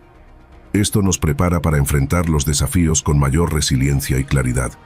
Por ejemplo, alguien que constantemente dice sí a todas las peticiones puede sentirse abrumado y resentido. En cambio, al aprender a decir no cuando sea necesario, ese individuo no solo se libera de cargas innecesarias, sino que también demuestra un profundo respeto por sus propios límites y prioridades. La autodisciplina juega un papel crucial en este proceso. Como lo expresa Séneca en su ensayo sobre la brevedad de la vida, no tenemos poco tiempo, sino que desperdiciamos mucho. Ser selectivo requiere un esfuerzo consciente para resistir las distracciones y centrarse en lo que realmente importa.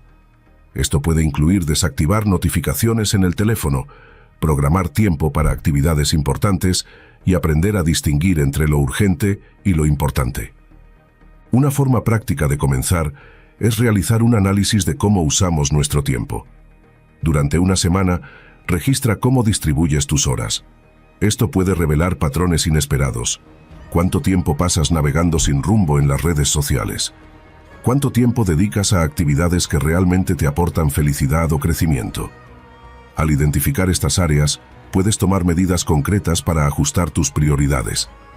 El estoicismo también nos enseña a aceptar lo que está fuera de nuestro control.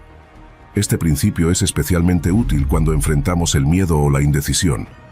Imagina a un estudiante que está decidiendo si aceptar un trabajo que no le apasiona o esperar una mejor oportunidad. Al reflexionar sobre las palabras de Marco Aurelio, la vida de un hombre es lo que sus pensamientos hacen de ella, puede entender que su valor no depende de las circunstancias externas, sino de cómo elige enfrentarlas. Este tipo de claridad se alcanza más fácilmente cuando somos selectivos con nuestras influencias y nos rodeamos de personas y entornos que nos inspiran. Otra estrategia útil es practicar la gratitud consciente.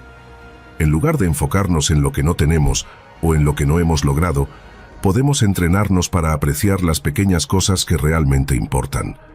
Esto puede incluir una conversación significativa con un ser querido, un momento de calma al aire libre o la satisfacción de completar una tarea significativa. Al valorar estos momentos, también fortalecemos nuestra habilidad para reconocer qué merece nuestro tiempo y energía. Un ejemplo clásico de selectividad lo encontramos en la vida de los grandes líderes y pensadores. Steve Jobs, por ejemplo, era conocido por limitar sus decisiones cotidianas, como qué ropa usar, para conservar energía mental para cuestiones más importantes. Esta filosofía, aunque no estoica en sí misma, refleja el principio de centrarse en lo esencial, un valor fundamental del estoicismo. En la práctica, adoptar el efecto de la rareza puede implicar establecer prioridades claras. Decide qué actividades y relaciones son más importantes para ti. Decir no sin culpa. Reconoce que cada sí que das a algo implica un no a otra cosa. Programar tiempo para ti mismo. Protege momentos para la reflexión, el descanso y las actividades que te energizan. Reducir el ruido externo.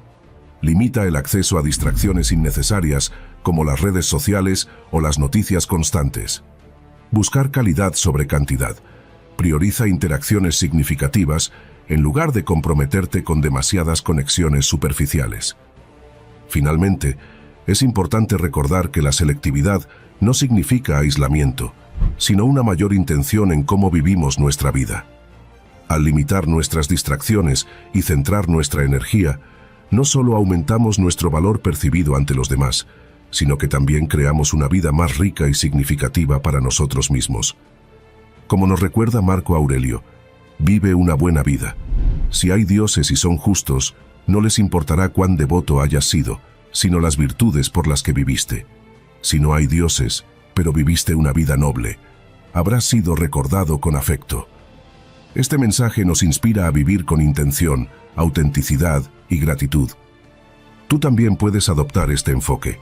Empieza por reflexionar sobre tus prioridades, establece límites saludables y aprecia las pequeñas cosas que realmente importan. En este camino, descubrirás que ser selectivo no solo transforma tu relación con los demás, sino también contigo mismo, abriendo la puerta a una vida más plena y equilibrada. La clave está en recordar que cada momento de tu vida es único, y tú decides cómo aprovecharlo. 14. El poder de invertir los roles, recuperando tu valor y dignidad. Decidir dejar de perseguir a quienes no valoran tu presencia no es un acto de egoísmo, sino de justicia hacia ti mismo. En un mundo donde el reconocimiento y la reciprocidad son frecuentemente esquivos, asumir el control de tus relaciones y redefinir las dinámicas que las rigen es un paso esencial para tu crecimiento personal y bienestar. Los estoicos, como Séneca, Epicteto y Marco Aurelio, nos brindan enseñanzas valiosas para afrontar este desafío y encontrar equilibrio en nuestras interacciones. Séneca afirmaba: el primer arte que deben aprender quienes aspiran al poder es el de soportar el odio. Aunque estas palabras fueron dirigidas hacia los líderes, también aplican a nuestras relaciones personales. No puedes obligar a los demás a valorarte, pero puedes decidir qué toleras y dónde colocas tu energía. Invertir los roles en tus relaciones no significa manipular, sino entender que la clave está en cultivar la autodisciplina para no depender emocionalmente de quienes no ofrecen reciprocidad. Cuando alguien no valora tu esfuerzo, retirarte no es una señal de debilidad. Epicteto nos enseña: no son las cosas las que nos perturban, sino nuestra opinión sobre ellas. Este principio nos recuerda que somos responsables de cómo interpretamos las acciones o la indiferencia de los demás. Retirarte de una relación desigual no se trata de perder, sino de ganar paz mental y espacio para cultivar conexiones genuinas. Uno de los mayores errores es medir nuestro valor en función de cómo nos tratan los demás. Marco Aurelio reflexionó: el valor de un hombre no está en la opinión de los demás, sino en la opinión que tiene de sí mismo. Al invertir los roles y dejar de buscar validación externa, te permites recuperar tu dignidad.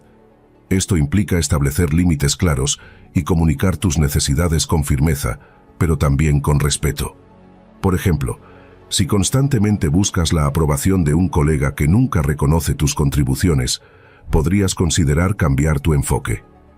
En lugar de esforzarte por agradarle, enfócate en tu desempeño y busca apoyo en aquellos que valoran tu trabajo.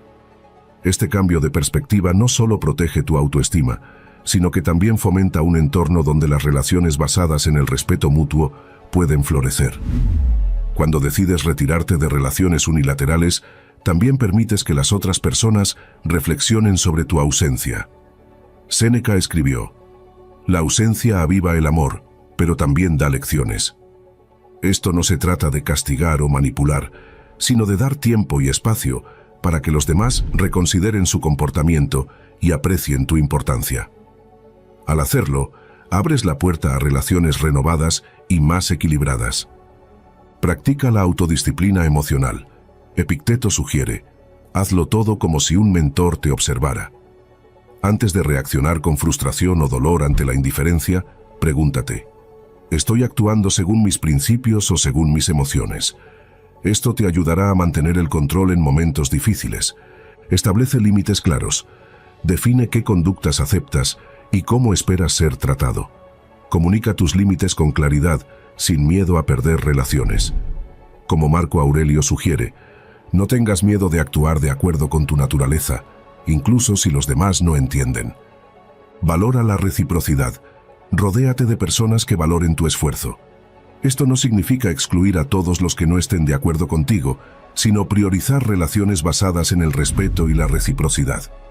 Acepta lo incontrolable. Algunas personas no cambiarán, y eso está fuera de tu control. Como Séneca dice, la felicidad es depender de uno mismo. Aprende a soltar aquello que no puedes cambiar y enfócate en lo que sí puedes.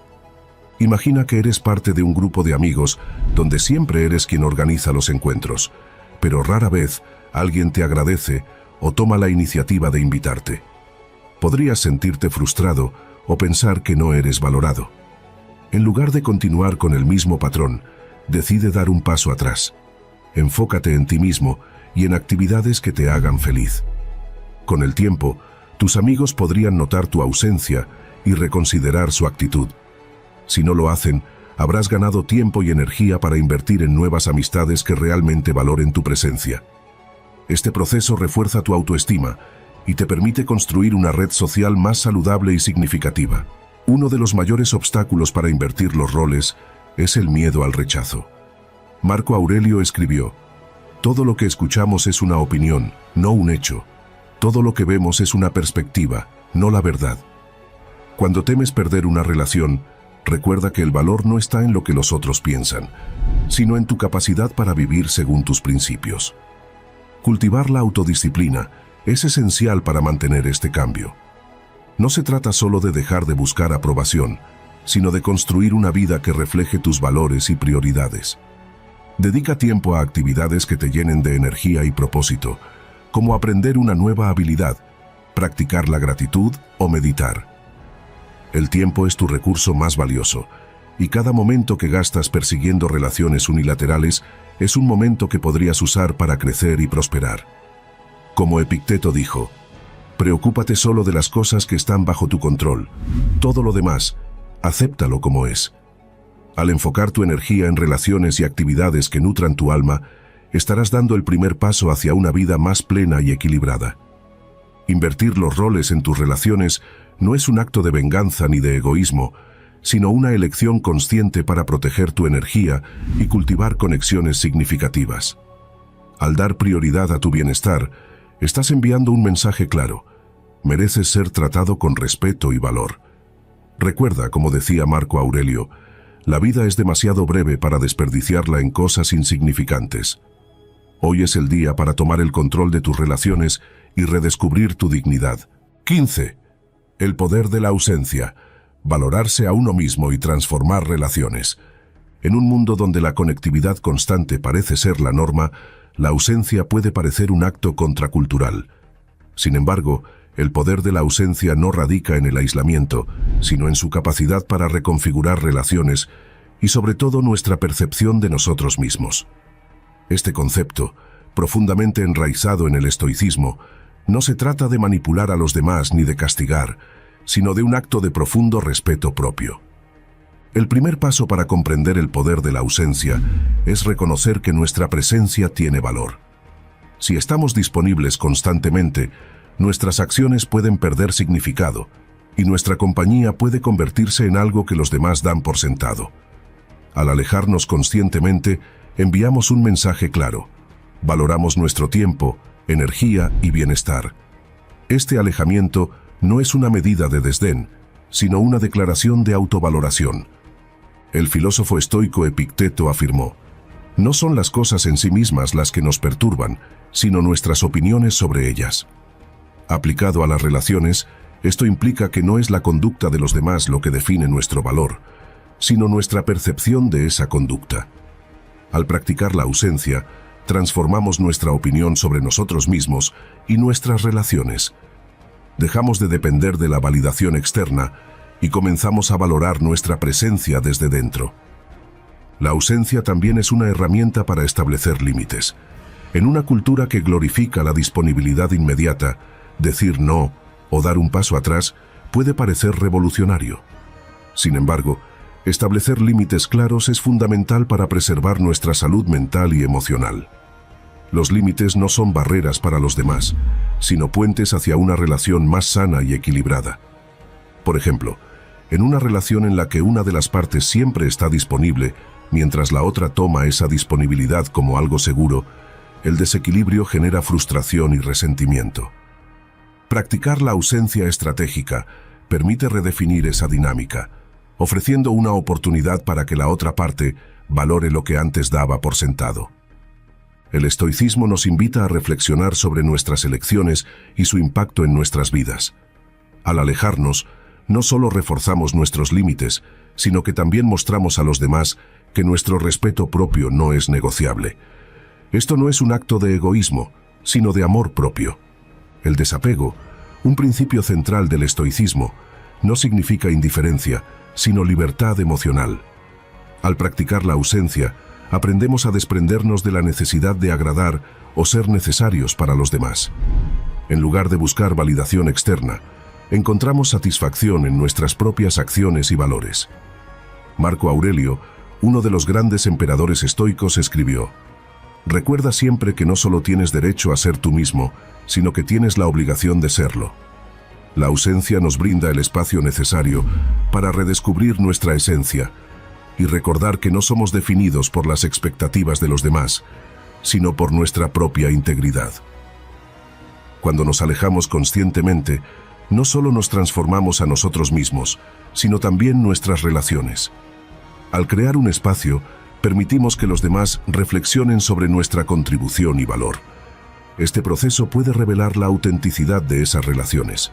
Si alguien no valora nuestra presencia después de nuestra ausencia, es una señal de que esa relación puede no ser mutuamente beneficiosa. En contraste, una ausencia bien entendida puede fortalecer los lazos. Cuando los demás reconocen nuestro valor, las relaciones se vuelven más significativas y equilibradas. Esto no sucede porque manipulamos la percepción de los demás, sino porque nuestra ausencia resalta lo que nuestra presencia aporta. Consejos prácticos para practicar la ausencia estratégica. Define tus prioridades. Antes de alejarte, reflexiona sobre qué es importante para ti. Esto te ayudará a tomar decisiones conscientes sobre cuándo y cómo practicar la ausencia.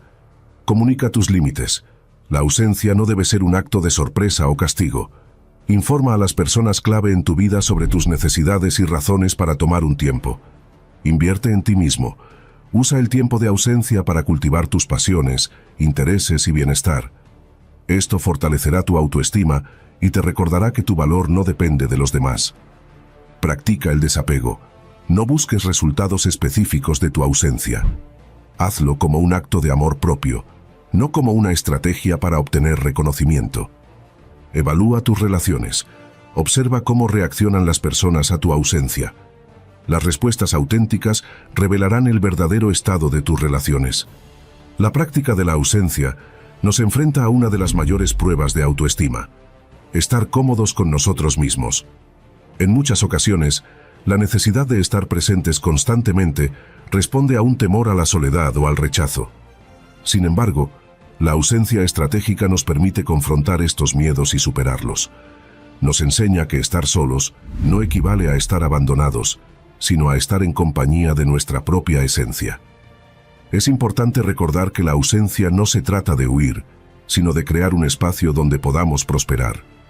Durante este tiempo, podemos reflexionar sobre nuestras metas, identificar áreas de mejora personal y fortalecer nuestro carácter. Este proceso de autodescubrimiento, aunque desafiante, es esencial para alcanzar un equilibrio emocional y relacional. El poder de la ausencia no radica en desaparecer, sino en aprender a valorar nuestra presencia. Al alejarnos conscientemente, cultivamos un sentido de respeto propio y transformamos nuestras relaciones. Este acto, guiado por los principios del estoicismo, nos enseña que nuestro valor no depende de la aprobación externa, sino de nuestra capacidad para permanecer fieles a nosotros mismos. Practicar la ausencia estratégica no solo nos permite reconectar con nuestras prioridades, sino también crear relaciones más profundas y significativas. Al igual que un escultor elimina el exceso para revelar la verdadera forma de su obra, nosotros, al alejarnos, revelamos el valor genuino de nuestra presencia. Elige tu ausencia sabiamente y observa cómo transforma tu vida y tus relaciones. La confianza auténtica no surge de la nada, es el resultado de un proceso profundo de autoconocimiento. Para desarrollarla, es fundamental identificar nuestras fortalezas y debilidades. Un método eficaz es el uso de la autorreflexión regular a través de un diario, en el que se anoten momentos en los que se destacó y otros en los que se pudo mejorar. Con el tiempo, este ejercicio revela patrones claros, ayudando a comprender nuestras capacidades y áreas de mejora. Por ejemplo, este enfoque puede mostrar que se tiene habilidad para tomar decisiones bajo presión, pero también una tendencia a evitar pedir ayuda, lo que podría obstaculizar el progreso en proyectos colaborativos.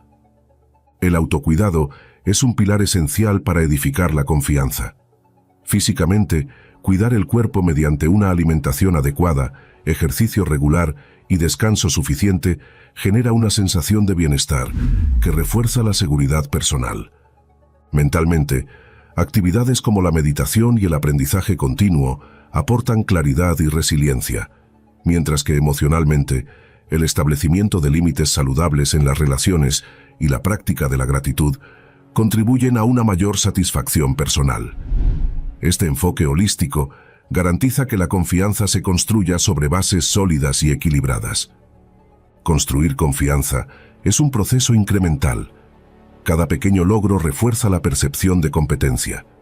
Una manera efectiva de fomentar esta sensación es establecer metas simples pero significativas, como organizar una tarea pendiente o aprender algo nuevo. Estos pequeños pasos envían al cerebro el mensaje positivo de "soy capaz". Con el tiempo, la repetición de este mensaje se convierte en una creencia profunda que nutre la confianza desde dentro. El miedo al fracaso es uno de los mayores enemigos de la confianza auténtica. Sin embargo, los fracasos, si se abordan correctamente, son oportunidades únicas de aprendizaje. Desde una perspectiva estoica, lo importante no es lo que ocurre, sino cómo reaccionamos ante ello. Cada error puede ser transformado en un peldaño hacia el éxito mediante la reflexión y el análisis. En lugar de rendirse ante un obstáculo, quienes adoptan esta mentalidad encuentran formas de aplicar lo aprendido, fortaleciendo su resiliencia y aumentando su confianza en sus habilidades.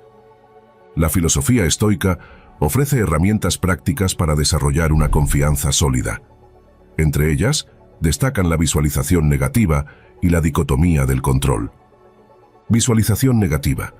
Reflexionar sobre los peores escenarios posibles y planificar cómo enfrentarlos reduce el miedo y aumenta la seguridad. Si ya hemos contemplado lo peor, cualquier resultado será más manejable. Por ejemplo, al prepararse para una entrevista o una presentación, imaginar posibles dificultades y preparar soluciones nos permite llegar con una actitud más calmada y segura. Dicotomía del control. Distinguir entre lo que está bajo nuestro control y lo que no lo está permite enfocar la energía en las acciones que realmente importan. Este enfoque no solo libera de la ansiedad innecesaria, sino que también refuerza la autoconfianza al centrarse en el esfuerzo deliberado y consciente. Prepararse para un desafío con esta claridad de pensamiento genera una sensación de control sobre el proceso, independientemente del resultado final. La confianza auténtica no solo beneficia al individuo, sino que también impacta positivamente en sus relaciones. Una persona segura de sí misma genera respeto y admiración, lo que fortalece los lazos personales y profesionales. Además, esta confianza facilita la comunicación honesta y fomenta un ambiente colaborativo. Las personas con confianza también están más dispuestas a aceptar críticas constructivas, lo que les permite crecer sin sentir que su valor está en peligro. Este enfoque abierto mejora la calidad de las relaciones y fortalece las dinámicas de equipo. Construir una confianza auténtica es un proceso continuo que requiere esfuerzo, autocuidado y valentía para enfrentar fracasos. Aplicar principios estoicos como la visualización negativa y la dicotomía del control, junto con celebrar los logros diarios, ayuda a desarrollar una base sólida de autoconfianza. Cada paso en este camino nos acerca a una versión más segura y auténtica de nosotros mismos. La confianza no es un destino fijo, sino un viaje transformador que enriquece cada aspecto de nuestra existencia y nos permite enfrentar la vida con una perspectiva fortalecida. En el contexto estoico, soltar no es un acto de indiferencia ni una forma de escapar de nuestras responsabilidades. Por el contrario, es un arte que requiere sabiduría, autocontrol y, sobre todo, valentía. Los estoicos nos enseñan que la vida está llena de elementos fuera de nuestro control, las opiniones de otros, sus acciones e incluso los eventos fortuitos que nos afectan a diario. Soltar significa liberar el apego emocional a aquello que no podemos cambiar, sin dejar de ser responsables de nuestras propias acciones y elecciones. Este enfoque no debe confundirse con el desinterés. Mientras que el desapego emocional se centra en mantener una perspectiva saludable, el desinterés implica falta de compromiso. Los estoicos nos animan a participar plenamente en la vida, pero sin quedarnos atrapados en expectativas poco realistas o deseos insaciables de aprobación externa. Uno de los mayores retos en el camino del desapego es nuestra tendencia natural a buscar la validación de los demás. Esto puede manifestarse de formas tan cotidianas que a menudo no somos conscientes de ello. Publicamos algo en redes sociales y revisamos constantemente los me gusta. Hacemos favores esperando reconocimiento o gratitud. Adaptamos nuestra opinión para encajar en el grupo, temiendo el rechazo. Esta búsqueda de aprobación externa puede ser perjudicial no solo para nuestra autoestima, sino también para nuestro tiempo y energía. Cuando dependemos de la opinión de otros para sentirnos valiosos, cedemos el control de nuestras emociones y prioridades. Esto nos lleva a un ciclo de dependencia emocional donde nunca somos suficientes, porque la validación externa es efímera e impredecible. La dependencia de la validación externa crea un vacío interno que nunca se llena por completo. Cada vez que buscamos la aprobación de otros, sacrificamos nuestra propia opinión y autenticidad. Este comportamiento puede consumir tiempo y energía que podrían utilizarse para objetivos más significativos. Es un recordatorio de la importancia de redirigir nuestra atención hacia aquello que realmente importa, nuestras metas y valores. Soltar no es solo un acto de liberación emocional, sino también un medio para recuperar energía y enfocarla en nuestro desarrollo personal. Al dejar de lado aquello que no podemos controlar, podemos redirigir nuestra atención y esfuerzos hacia lo que sí está en nuestras manos. Ejercicios para identificar prioridades y establecer límites. Escribe tus prioridades. Haz una lista de lo que realmente importa en tu vida. Reflexiona sobre cuánto tiempo y energía dedicas a estas áreas en comparación con las demandas externas. Di no conscientemente. Practica decir no a compromisos o actividades que no alinean con tus prioridades. Este es un acto de respeto hacia ti mismo. Diario de desapego. Lleva un registro diario de situaciones donde sientas que buscas aprobación externa. Reflexiona sobre cómo podrías abordar estas situaciones de manera diferente. Al practicar estos ejercicios, empezarás a notar un cambio en tu perspectiva. La energía que antes desperdiciabas en lo externo se convertirá en un recurso valioso para construir una versión mejorada de ti mismo. Cuando aprendemos a soltar, nuestras relaciones también cambian. El desapego redefine las relaciones desde el respeto mutuo, eliminando las expectativas poco realistas que generan conflictos y desilusión. Dejar de buscar la validación externa permite que las relaciones se basen en autenticidad y no en necesidad. Ejemplos prácticos de transformar relaciones tóxicas. Identifica patrones tóxicos. Si alguien constantemente menosprecia tus logros o exige atención sin reciprocidad, considera establecer límites claros. Comunica tus necesidades. Expresa de manera calmada y firme lo que esperas de la relación, enfatizando el respeto mutuo. Acepta el resultado. Si una relación no mejora a pesar de tus esfuerzos, permítete soltarla. No es un fracaso, sino un acto de amor propio. El desapego no es una debilidad, es una fortaleza que construye carácter y resiliencia emocional. Cuando dejamos de aferrarnos a lo que no podemos controlar, nos liberamos de cargas innecesarias que limitan nuestro crecimiento.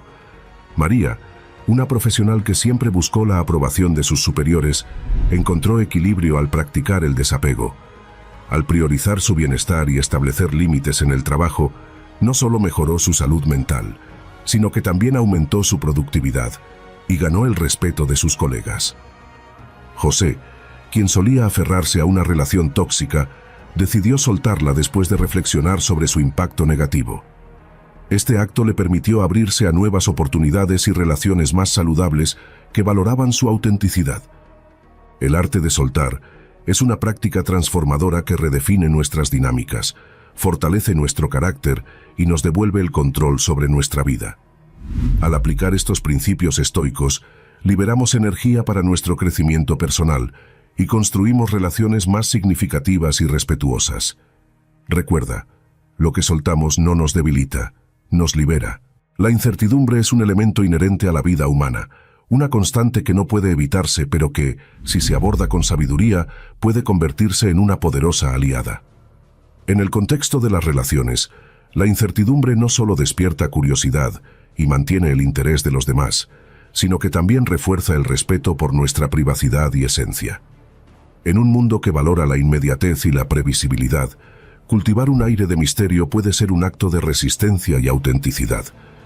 El estoicismo, una filosofía que nos enseña a vivir en armonía con la naturaleza y nuestras limitaciones humanas, enfatiza la importancia de equilibrar lo que compartimos y lo que preservamos de nosotros mismos. No se trata de ocultar nuestra verdadera esencia, sino de ejercer control sobre lo que decidimos revelar. Como dijo Séneca, nada es más admirable que una mente que sabe su propio valor y no se expone a cualquiera. Este principio es una guía para fortalecer nuestra independencia emocional y al mismo tiempo construir relaciones significativas y auténticas. Cuando decidimos no revelar todo de inmediato, generamos un aire de misterio que intriga a los demás. Este misterio no es manipulación, sino un recordatorio de que nuestra privacidad también es un derecho. En el ámbito personal, mantener cierto nivel de reserva puede fomentar relaciones basadas en la curiosidad genuina y el deseo de conocer al otro de manera profunda. Considera una situación cotidiana. Conoces a alguien nuevo y en lugar de compartir cada detalle de tu vida, eliges hablar solo de lo esencial. Este enfoque no solo te da el control de la narrativa de tu vida, sino que también permite que la relación evolucione de manera orgánica. Marco Aurelio escribió en Meditaciones: todo lo que escuchamos es una opinión, no un hecho. Todo lo que vemos es una perspectiva, no la verdad. Este pensamiento nos recuerda que la percepción de los demás sobre nosotros está influenciada por lo que decidimos compartir. El arte de manejar la incertidumbre comienza con la autodisciplina. Saber cuándo hablar y cuándo callar requiere un control emocional que solo se desarrolla con la práctica. Epicteto, otro gran maestro estoico, nos advierte: primero aprende el significado de lo que dices y luego habla. Este consejo es particularmente relevante en un mundo donde las redes sociales nos alientan a compartir cada pensamiento y emoción al instante. Para aplicar este principio en la vida diaria, puedes comenzar estableciendo límites claros sobre qué compartes en tus interacciones digitales y personales. Por ejemplo, antes de publicar algo en redes sociales, pregúntate: ¿esto refleja realmente lo que soy o simplemente busco una reacción inmediata?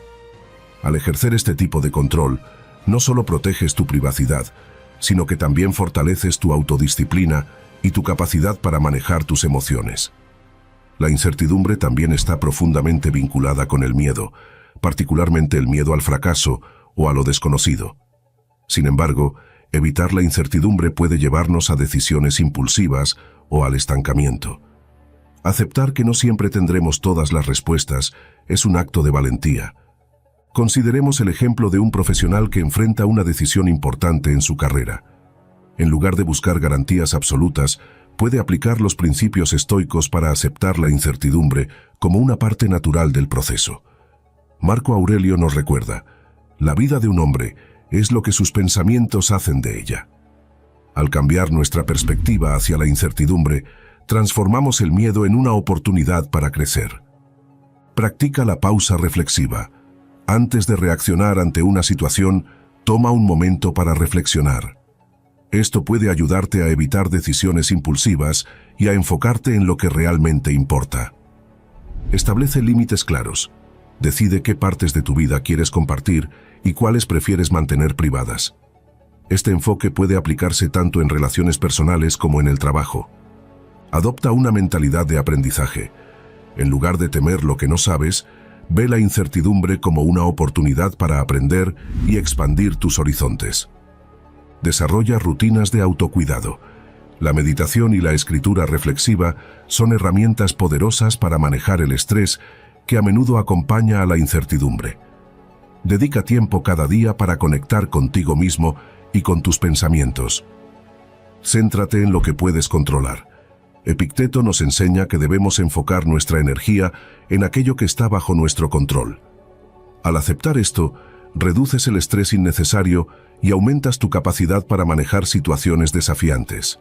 Mantener un aire de misterio también tiene un impacto positivo en las relaciones. Las amistades y relaciones más profundas no están construidas sobre una constante necesidad de compartir, sino sobre un respeto mutuo por la individualidad. La incertidumbre bien gestionada crea espacio para que el otro explore y aprecie nuestras capas más profundas. Un ejemplo práctico es el de una pareja que decide no compartir inmediatamente cada pensamiento o preocupación. En su lugar, eligen momentos dedicados para conversaciones significativas, creando un ambiente de confianza y respeto mutuo. Este enfoque no solo fortalece su conexión, sino que también protege su independencia emocional. La incertidumbre, lejos de ser un obstáculo, es una herramienta que nos permite vivir de manera más plena y consciente. Al equilibrar lo que compartimos y lo que preservamos, no solo protegemos nuestra esencia, sino que también construimos relaciones más profundas y significativas. Como dijo Séneca, la verdadera felicidad está en el conocimiento de que no dependemos de nadie, excepto de nosotros mismos. Hoy es un buen momento para reflexionar sobre qué partes de ti deseas preservar y qué enseñanzas puedes compartir con el mundo.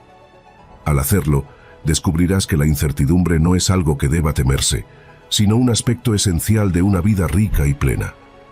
Toma las riendas de tu historia y permite que el misterio de lo no dicho sea una fuente de poder y libertad.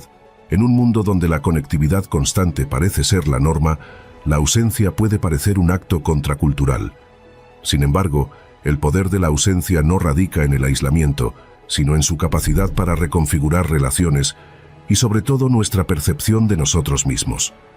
Este concepto, profundamente enraizado en el estoicismo, no se trata de manipular a los demás ni de castigar, sino de un acto de profundo respeto propio. El primer paso para comprender el poder de la ausencia es reconocer que nuestra presencia tiene valor. Si estamos disponibles constantemente, nuestras acciones pueden perder significado y nuestra compañía puede convertirse en algo que los demás dan por sentado. Al alejarnos conscientemente, enviamos un mensaje claro. Valoramos nuestro tiempo, energía y bienestar. Este alejamiento no es una medida de desdén, sino una declaración de autovaloración. El filósofo estoico Epicteto afirmó: no son las cosas en sí mismas las que nos perturban, sino nuestras opiniones sobre ellas. Aplicado a las relaciones, esto implica que no es la conducta de los demás lo que define nuestro valor, sino nuestra percepción de esa conducta. Al practicar la ausencia, transformamos nuestra opinión sobre nosotros mismos y nuestras relaciones. Dejamos de depender de la validación externa y comenzamos a valorar nuestra presencia desde dentro. La ausencia también es una herramienta para establecer límites. En una cultura que glorifica la disponibilidad inmediata, decir no o dar un paso atrás puede parecer revolucionario. Sin embargo, establecer límites claros es fundamental para preservar nuestra salud mental y emocional. Los límites no son barreras para los demás, sino puentes hacia una relación más sana y equilibrada. Por ejemplo, en una relación en la que una de las partes siempre está disponible, mientras la otra toma esa disponibilidad como algo seguro, el desequilibrio genera frustración y resentimiento. Practicar la ausencia estratégica permite redefinir esa dinámica, ofreciendo una oportunidad para que la otra parte valore lo que antes daba por sentado. El estoicismo nos invita a reflexionar sobre nuestras elecciones y su impacto en nuestras vidas. Al alejarnos, no solo reforzamos nuestros límites, sino que también mostramos a los demás que nuestro respeto propio no es negociable. Esto no es un acto de egoísmo, sino de amor propio. El desapego, un principio central del estoicismo, no significa indiferencia, sino libertad emocional. Al practicar la ausencia, aprendemos a desprendernos de la necesidad de agradar o ser necesarios para los demás. En lugar de buscar validación externa, encontramos satisfacción en nuestras propias acciones y valores. Marco Aurelio, uno de los grandes emperadores estoicos, escribió: recuerda siempre que no solo tienes derecho a ser tú mismo, sino que tienes la obligación de serlo. La ausencia nos brinda el espacio necesario para redescubrir nuestra esencia y recordar que no somos definidos por las expectativas de los demás, sino por nuestra propia integridad. Cuando nos alejamos conscientemente, no solo nos transformamos a nosotros mismos, sino también nuestras relaciones. Al crear un espacio, permitimos que los demás reflexionen sobre nuestra contribución y valor. Este proceso puede revelar la autenticidad de esas relaciones. Si alguien no valora nuestra presencia después de nuestra ausencia, es una señal de que esa relación puede no ser mutuamente beneficiosa. En contraste, una ausencia bien entendida puede fortalecer los lazos. Cuando los demás reconocen nuestro valor, las relaciones se vuelven más significativas y equilibradas. Esto no sucede porque manipulamos la percepción de los demás, sino porque nuestra ausencia resalta lo que nuestra presencia aporta. Consejos prácticos para practicar la ausencia estratégica. Define tus prioridades. Antes de alejarte, reflexiona sobre qué es importante para ti. Esto te ayudará a tomar decisiones conscientes sobre cuándo y cómo practicar la ausencia. Comunica tus límites. La ausencia no debe ser un acto de sorpresa o castigo. Informa a las personas clave en tu vida sobre tus necesidades y razones para tomar un tiempo. Invierte en ti mismo. Usa el tiempo de ausencia para cultivar tus pasiones, intereses y bienestar. Esto fortalecerá tu autoestima y te recordará que tu valor no depende de los demás. Practica el desapego. No busques resultados específicos de tu ausencia. Hazlo como un acto de amor propio, no como una estrategia para obtener reconocimiento. Evalúa tus relaciones. Observa cómo reaccionan las personas a tu ausencia. Las respuestas auténticas revelarán el verdadero estado de tus relaciones. Hemos llegado al final de este video. Si has disfrutado del contenido, te invitamos a suscribirte y a darle like para apoyarnos. Comparte este video con tus familiares o seres queridos si crees que les puede ser útil.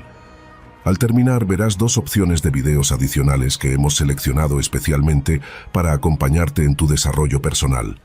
Un fuerte abrazo.